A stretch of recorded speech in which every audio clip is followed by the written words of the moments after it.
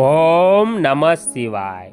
મિત્રો, આજે આપણે આવી ગયા છીએ શ્રી કામનાથ મહાદેવનું મંદિર આવેલું છે, જે ખેડા તાલુકાનું રઢુ ગામ કહેવાય છે, કે જ્યાં ઘીના ભંડારોના ભંડાર ભર્યા છે।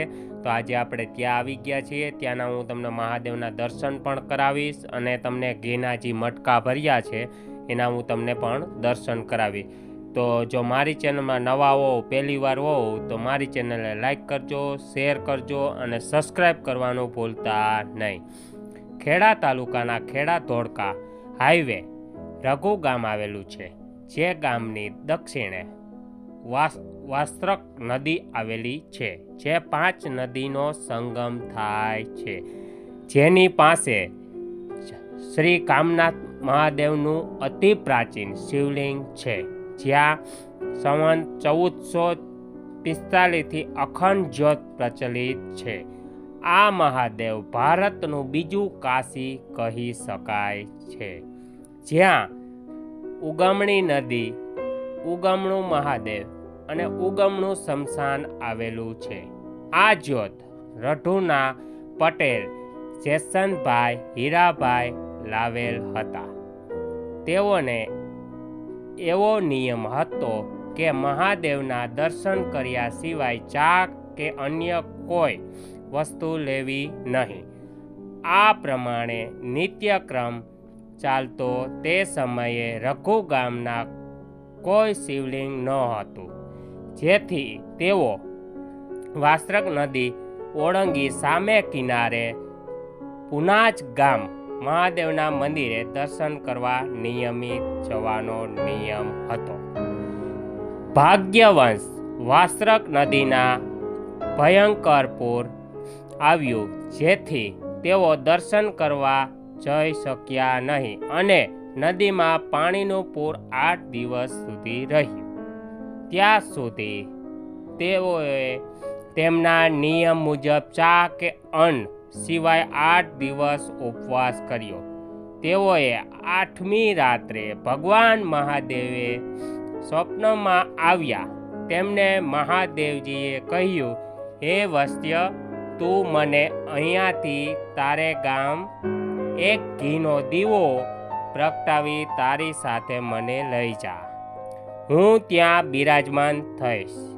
બીજા દિવસે સવારે બધાને સ્વપ્નની વાત કરી અને ગામના ભાવિકો ભક્તો સાથે ત્યાં પુનાજ ગામ ગયા। ત્યારથી દાદાનો ઘીનો દીવો પ્રગટાવી નીકળ્યા। તે દીવો વરસાદ અને પવનની અંદર પણ દાદાની દયાથી અહીં રઢુ ગામ આવ્યો અને નાની ડેરી બનાવી તેને સ્થાપના સંવત 1445માં કરી અને એ દિવસે હતો શ્રાવણ વદ બારસ। જ્યોતને અખંડ રાખવા ઘીની જરૂર પડે। આ હેતુથી ગામના જે ઘર ગાય ભેંસનું વેચાણ થાય તેવા વલોણાનું શુદ્ધ ઘી દાદાની જ્યોતમાં આપવાનું।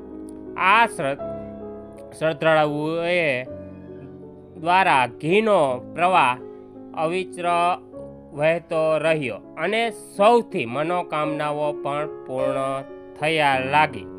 ત્યારથી દાદાને ઘીની બાધા માનવામાં આવે છે અને સૌ ભક્તોને ઈચ્છિત કામ પૂર્ણ થાય છે। નિત્ય આ દીવામાં 10 થી 12 કિલો ઘી વપરાય છે। એક દિવસમાં મિત્રો 10 થી 12 કિલો ઘી વપરાય છે અને જ્યોતામાં અખંડ ઘી ભંડાર ચાલુ રહ્યા। અહીંયા આજ દિન સુધી ઘી ક્યારેય વેચાતું લાવવું પડ્યું નથી। હાલ કામનાથ મહાદેવના 1300 ગોરીઓ છે, જે માટીની બનેલી છે। આ ઘી ગોરીઓને ખુલ્લી ભરવામાં આવે છે, છતાં પણ આ ઘીમાં કીડી મકોડા કે અન્ય જીવજંતુ પડતા નથી અને ઘીમાં ક્યારેય દુર્ગંધ મારતી નથી અને ઘી બગડતું નથી। આ એક દાદાનો ચમત્કાર છે। આ ઘીનો ઉપયોગ ફક્ત દીવા માટે અને યજ્ઞમાં થાય છે, અને જો કોઈ દુરુપયોગ કરે તો દુઃખી થઈ જાય છે.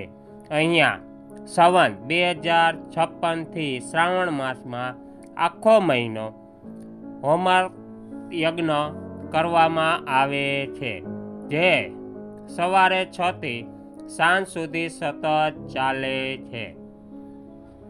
જે દિવસે દાદાની જ્યોત લાવવામાં આવી હતી તે દિવસ શ્રાવણ વદ 12 હતો, માટે તે દિવસે રઘુ ગામમાં મોટા લોકમેળો ભરાય છે અને દાદાની નગર યાત્રા વાજતે ગાજતે ગામમાં ભજન મંડળીઓની સાથે નીકળે છે.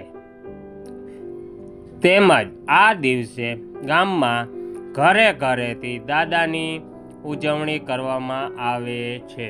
જો મિત્રો આ છે એ ઘીના ભંડાર ભરેલા છે, એ તમને હું બતાવી રહ્યો છું. આ માટલા મિત્રો એવા ભરેલા આખા ઘીના છે કે એમાં કીડી કે મકોડા કે કોઈ જીવજંતુ પણ ચડતા નથી. એ દાદાની દયા છે. દાદાના દર્શન કરવા સૌરાષ્ટ્ર, વડોદરા, મુંબઈ, અમદાવાદ, મહારાષ્ટ્ર, મધ્યપ્રદેશ, રાજસ્થાન અને પરદેશથી પણ ભક્તો આવે છે, જેથી તેઓએ ભોજન માટે એક અલગ ભોજનાલય ચાલે છે.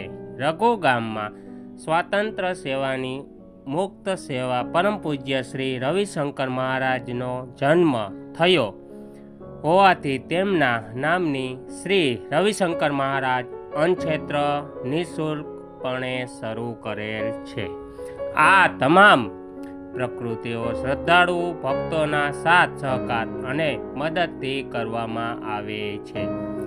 આ બાબતમાં કોઈ પણ પ્રકારે દાન, ફાળો કે ફંડ ઉઘરાવવામાં કોઈએ મોકલવામાં આવતા નથી. અહીંયા દરેક પ્રકારના ધાર્મિક વિધિ વિધાન, નવગ્રહ પૂજા અને યજ્ઞ કરવામાં આવે છે. તો મિત્રો, આ જે રઢુ ગામ આવેલું છે તેનો ઇતિહાસ હતો, મેં તમને આખો કીધો.